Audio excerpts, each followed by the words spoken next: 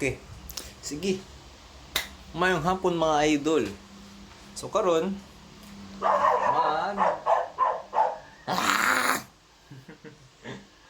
mag-solve ta og statics. So karon natay problema diri as usual nandiyo tay problema. Lang sige. Ana siya, natay problema. No? Given this diagram daw kuno, with weight equals 30 kilograms, find all unknowns. Sige. Okay, so first is determine sa nato, determine sa nato ang mga unknowns niya. So first is akong i-erase, which is ang T, no? Kaya siya is tension, kay rope man daw ni siya diri daw, no? Rope daw na siya. So bali, kung siya nahitabo na na rope dira tapos na slope, no? Nag-grind. Na kuan slope, tapos na atay cylinder daw kuno. Sige, so natay cylinder, anya na friction pod. So assume na kuan na siya, static na siya or kaning wala siya movement, no? Find all unknowns, which is mga siya. So natay T, napuntay F, and also natay normal force sa ato ang or gikan sa ato ang surface, no? Kanya kanang normal force na po'y x ug y component o kaniyang x niya ay kaniyang y niya kani po lang x, so transfer na ako diri para makita siya. No, let's say kaniyang ny, no, kaniyang nx. Okay. Yung angle niya is same lang sa angle theta na to, which is si 30 degrees, no? Okay. Same lang pud kang f, no, na siya fx. Or kang friction na siya fx or friction x niya. Na pud siya kay fy niya. Angle is also 30 degrees. Okay. Sige. So, first na tong buhaton, or first na tong pwede buhaton is, try na to, klaro ba siya? Try na to og summation of moments, x, no? Summation of f of x, tayo, bili summation of moments. Kapatara ko sa yan. Summation of f of x equals 0. Kana. Summation of f of x. Okay. Sige. So, sa mga forces acting along the x-axis na to, natay fx, natay t, napod tay nx. I think maura na. Yep, maura na. So natay fx padulong sa right, fx. Nya natay nx padulong sa left, nx. Nya kang t padulong sa right. Ana siya. Sunod, summation of f of y equals 0. Unsa may forces acting along the y-axis nato, natay 30 kilograms. So convert na nato into newtons. Ulan lagi.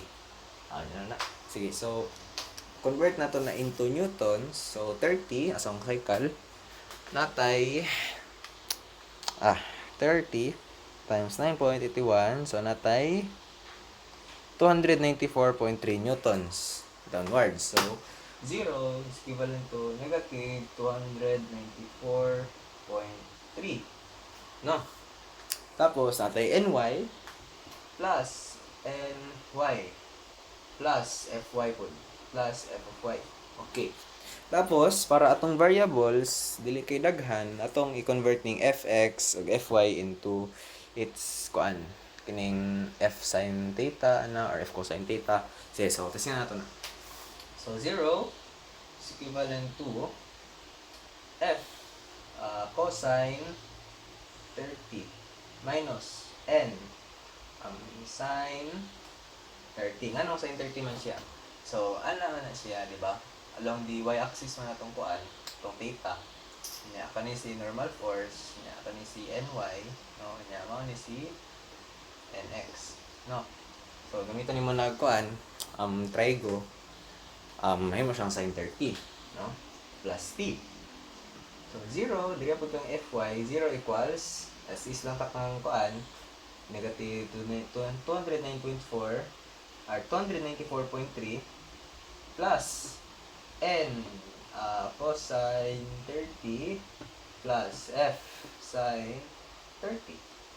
Okay, gets. Sunod, pila i-announce nato, natay f, natay n, natay t, nya kanipod natay f ug n. So sa ato pa natay tulo ka unknown, no? So need pa nato isa pa ka equation. So asa man ta pwede mangitag isa pa ka equation? Pwede mangita ang isa pa ka equation kang tira kang mag-moment ta diri Testing na tog moment tira or himot ta talaga. free body diagram. Sige. Mas dako na free body diagram para mas klaro kana. So 30 degrees na friction is acting along diri na siya. No? Sa tay ball diri tapos tension dira So napod tay kani atong moment center na to, which is pwede na to tawagong O, no? Okay tayo buot-buot ana. Sige, so kana then natay 30 kilograms or negative 294.3, no? Kani siya is 0.1 meters, no? Tapos kani po siya is 0.1 meters, no? So atong pangitaon na lang karon is kani siya nya kani say distance niya, say perpendicular distance atong force. So ana pagpangita, no? First na natay 0.1 meters unya kani pod pwede na siya mahimong 30 degrees na siya diri no? Pwede na siya. Kay since diri no, normal force nya diri 30 degrees man diri no, so pwede na translate na nato na siya dira 30 degrees na po na siya. Sige, okay. Sunod, ang friction negligible na lang po na siya kay kuan natunong man siya sa atong moment center. So good na siya din nato itong friction. Sige, sunod natay T, no? So ano siya? Sige. So balik ta diri Summation of moment at O equals 0. So 0 equals consider na to ang negative 209.4. Ang say rotation na niya with respect to O, padidto siya. So it's counterclockwise. So negative 294.3 ay ang distance which is na diri so since kani 0.1 man siya kani kay theta which is 30, so pwede na to maingon na ang iyang distance which is kani siya is 0.1 sin 30 mana siya. Next is ang T, no? Ang T na to is asa man siya padulong siya clockwise. So plus theta plus T, no? Okay. So plus T, no? Tapos karon sa may distance ni T, no? So naa siya kani siya, let's put this as y. Kani siya which is 0.1. So y plus 0.1. Kanya ang y sa may value ni y. So pwede ta makaingon na kani siya si y, di ba? So kani siya is atong hypotenuse, nya kani siya is ato ang adjacent, no? So kana siya pwede na to siya ibutang na 0.1 cosine 30 plus 0.1. Asa pud gikan ng kanina 0.1? Gikan na siya diri Okay. So nanatay tulo ka equation. No. Sunod karon substitute na nato. Pwede ta mo gamit og calculus techniques, no?